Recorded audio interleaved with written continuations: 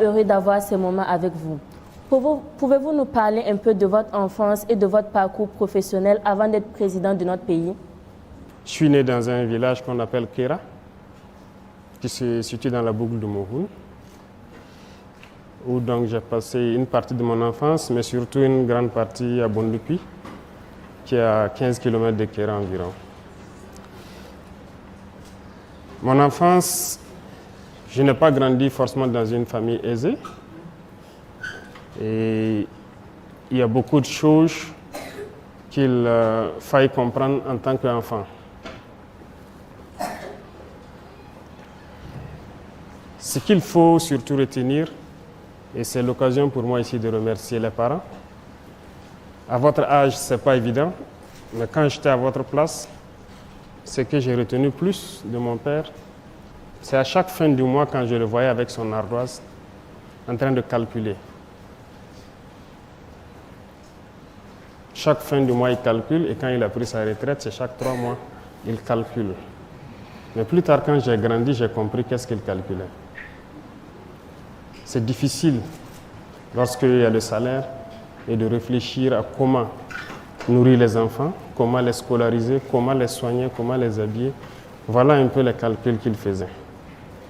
Donc c'est pour vous dire que les parents, ils se soucient beaucoup de nous, ils se battent pour nous, et vous ne pouvez pas imaginer combien. Beaucoup d'entre vous, quand vous serez grands un jour, vous comprendrez. Nous, il a fallu qu'on grandisse et pouvoir rendre hommage à nos parents aujourd'hui. S'il y a aussi quelque chose que j'ai appris du papa, il y a une phrase qu'il nous disait chaque fois à la maison: exécution avant réclamation. Parce qu'il fut militaire aussi, avant de devenir plus tard infirmier. On l'obéissait et on faisait ce qu'il nous demandait de faire. Et même si on ne voulait pas le faire, il faut d'abord exécuter et plus tard, vous le faites comprendre. Il y a un certain nombre de valeurs que les parents nous ont inculquées. En ce qui concerne d'abord l'intégrité, l'honneur, la dignité, ce sont des choses qu'on a appris avec eux et qui nous ont forgés et qui nous ont permis peut-être d'être ce que nous sommes aujourd'hui. Comme je dis, les parents n'étaient pas forcément aisés, mais ce n'est pas pour autant qu'il faut aller mendier, ce n'est pas pour autant qu'il fallait pleurnicher ou aller mentir ou voler. C'était interdit, strictement interdit. Donc il y a un certain nombre de valeurs, malgré donc, que vous n'êtes pas forcément aisé, mais vous devez incarner. La solidarité, par exemple, on nous apprenait toujours à partager avec les autres. Et je pense qu'il y a eu des moments où peut-être qu'on n'était pas en bonne phase, on était enfant, on ne comprenait pas. Pourquoi la maman, vous savez qu'au village, les enfants des autres peuvent venir passer 1 an, 2 ans avec vous pour étudier ou voilà. Ceux qui quittent les plus petits villages et reviennent en ville. Donc, quand elle nous donnait 2 gâteaux, peut-être qu'elle donnait 3 gâteaux à l'enfant de l'autre. Et nous, bon, en tant qu'enfants, ça nous faisait un peu jaloux. Pourquoi vous ne nous donnez pas peut-être la même chose? Pourquoi même prendre mieux soin de l'enfant de truquer ses propres enfants? Elle nous disait toujours que vous comprendrez quand vous serez grand, le jour où vous ne serez pas peut-être à côté de nous. Étant grand, on comprend. Et on a appris à partager aussi avec les autres. C'est dans ça que nous avons été forgés.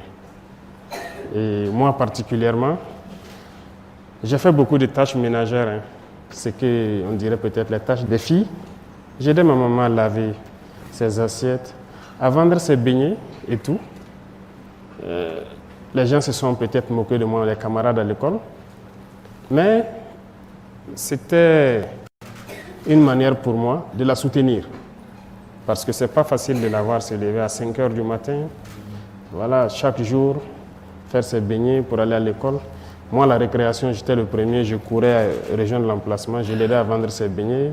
Les camarades peuvent se moquer et tout, mais voilà, je l'aidais comme je pouvais. Donc c'est un peu ce qui a marqué la toute petite enfance. Je me suis retrouvé à 14 ans libre, Quand j'ai dit libre, je me suis retrouvé tout seul à Bobo, libre de faire ce que je veux, mais on n'est pas enfant par l'âge,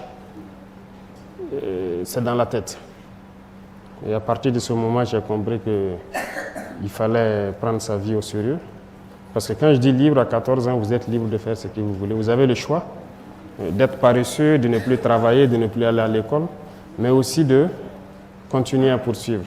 Parce que depuis le primaire, on vous dira peut-être qu'on a toujours été premier de classe, mais ce n'est pas pour zéro parce que le papa, il ne s'amusait pas.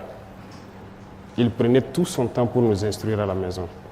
Et les week-ends, lorsqu'il te donne un problème ou des opérations ou une dictée et que tu n'as pas réussi, tu ne manges pas le petit déjeuner. Voilà un peu comment ça se passait. Mais ça nous a forgés et ça fait de nous aujourd'hui les hommes que nous sommes. Et nous souhaitons pouvoir être à la hauteur et transmettre cela aux enfants que vous êtes. Et je pense que chaque parent devra donner le meilleur de soi-même et vous aussi d'être reconnaissant et de reconnaître donc le travail que les parents font pour nous soigner, pour voilà, prendre soin de vous. Voilà un peu résumé, je peux dire ma tendre enfance, comment ça s'est passé, qu'est-ce qu'on a